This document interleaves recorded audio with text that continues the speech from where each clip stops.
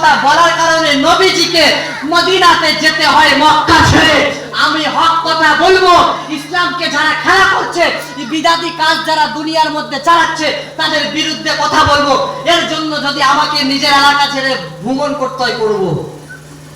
কারণ বাল্লিগু আন্নি ওয়ালাউ আয়া, আল্লাহ রাসূল সাল্লাল্লাহু তাআলা আলাইহি ওয়াসাল্লাম জানিয়ে দিয়েছেন, তোমার কাছে যদি এক আয়াত পরিমাণ জ্ঞান থাকে সেটা মানুষের কাছে পৌঁছে দাও।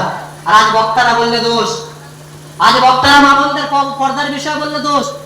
তুমি মুসলমান, আমি অধিকাংশ জলসাতে যাই, ট্রেনে করে সফর করি, কারণ প্রাইভেট গাড়ি আমাদের নেই। আমরা চাচা ভাইপো যেখানে যাই, কোচিয়াব্বা সাইডে দাঁড়িয়ে রয়েছে, যেখানে যাই আমরা গাড়িতে ট্রেনে করে যাওয়া আসা করি। ওখান থেকে গিয়ে ওনাদের স্টপেজে নামি, ওখান থেকে ফোন করে গাড়ি নিয়ে যাওয়া আসা হয়, নিয়ে আমাদেরকে যাওয়া হয়। তো বিষয়বস্তু হলো, অধিকাংশ ট্রেনে এমন মানুষ দেখা গিয়েছে যে পাশে বসে রয়েছে, সালাম দেবো ভয় লাগছে। তার কারণ কি? তার লেবাস দিকে মনে হচ্ছে মুসলমান না হিন্দু বুঝতে যায় না, পুরো প্ল্যাটফর্ম গুল্লের মতো। আফসোস লাগে না মুসলমান? তুমি নবী প্রেমিক দেখাচ্ছ, রবিউল আউয়াল মাস আসছে, পুরো রবিউল আউয়াল মাসে অধিকাংশ সময় আমাদের দাওয়াত থাকে। তো রবিউল আউয়ালে কেউ 9 তারিখে জলসা দিচ্ছে, কেউ 12 তারিখে দিচ্ছে, কেউ 18 তারিখে দিচ্ছে, পুরো মাসটা অনেক সময় হয়। তো তুমি একটা মাস নবী প্রেমিক করে দেখাচ্ছ, তোমার সুন্নাত কোথায়? নবীজি এটা বলেছে যে আমি চলে এসেছি, তোমরা উদযাপন করো, আমার সুন্নাত আঁকড়ে নেবে না। মনে রেখো, 28 পারার মধ্যে একটা আয়াত রয়েছে, সেটা সূরাতুল হাসরের প্রথম সূরা, সূরাতুল মুজাদিলা, তারপরে সূরাতুল হাসর। এই সূরাতুল হাসরের পরের পৃষ্ঠায় আল্লাহ সুবহানাহু ওয়া তাআলা সুন্দরভাবে জানিয়ে দিয়েছেন, ওয়া মা আতাকুমুর রাসূলু ফাখুযু ওয়া মা নাহাকুম আনহু ফান্তাহু ওয়াত্তাকুল্লাহ ইন্নাল্লাহা শাদীদুল ইকাব। জোরে বলুন সুবহানাল্লাহ। আল্লাহ নবী জানালেন, ওয়া মা আতাকুমুর রাসূলু ফাখুযু ওয়া মা নাহাকুম আনহু ফান্তাহু ওয়াত্তাকুল্লাহ ইন্নাল্লাহা শাদীদুল ইকাব। আল্লাহ সুবহানাহু ওয়া তাআলা বলেন, আমার নবী যেটা তোমাদেরকে দেয় সেটা মেনে নাও, আমার নবী যেটা তোমাদেরকে মানতে বলে সেটা মেনে নাও, আমার নবী তোমাদেরকে যেটা ছাড়তে বলে ছেড়ে দাও, আমার নবী তোমাদের জীবনে যেটা ফিট করতে বলে করে নাও।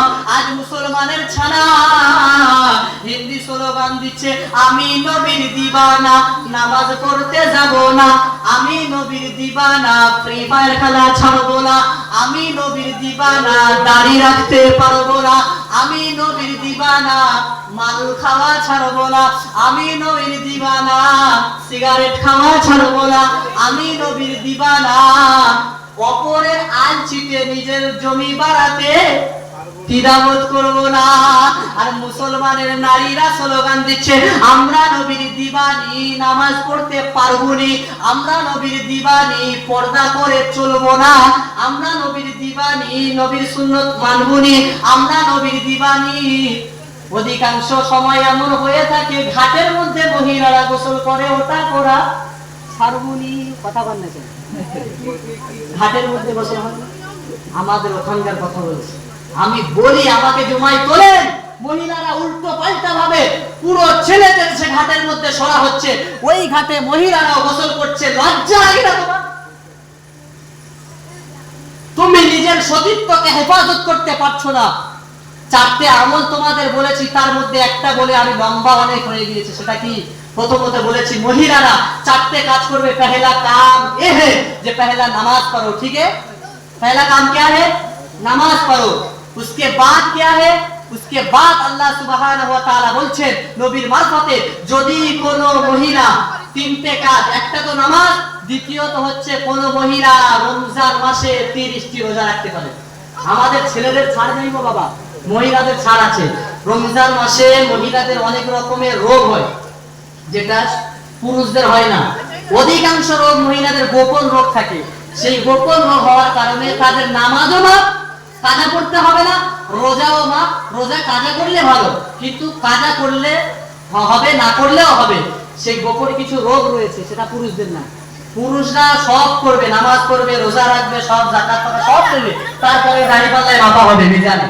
মহিলাদের যদি দেখা যায় 4টে কাজ করছে, মাপা হবে না। তার মধ্যে প্রথমত আমি বুঝতে পারি না মহিলাদেরকে এত অফার দিয়ে দিয়েছে আল্লাহ রাসূল। আবার আল্লাহ রাসূল এটাও বলে দিয়েছে, ও পুরুষরা তোমরা সাবধান হও, ও আমার উম্মতরা তোমরা সাবধান হও, আমি তোমাদের কাছে মহিলাদের থেকে বড় ফিতনা আর কিছু রেখে যায়নি। কারণ পুরুষদের কাছে সব থেকে বড় ফিতনা হলো, বড় আযাব হলো মহিলারা। বুঝতে পারলেন? নারী আমি সব করতে পারি, আচ্ছা সব করতে পারো, করো, কোনো অসুবিধা নাই। তুমি আজ যে বেপরদা হয়ে চলছো, বেহুকুম ভাবে চলছো, নবীর রাসূলের সুন্নাতে বেধর্মী ভাবে সুন্নতকে ছেড়ে চলছো, তুমি মনে করছো আমি সব করতে পারি, নারী করো। তো যেটা বলছিলাম, পহেলা কাম নামাজ, দুসরা কাম কোন নারী যদি রোজা রাখে, দ্বিতীয় কাজ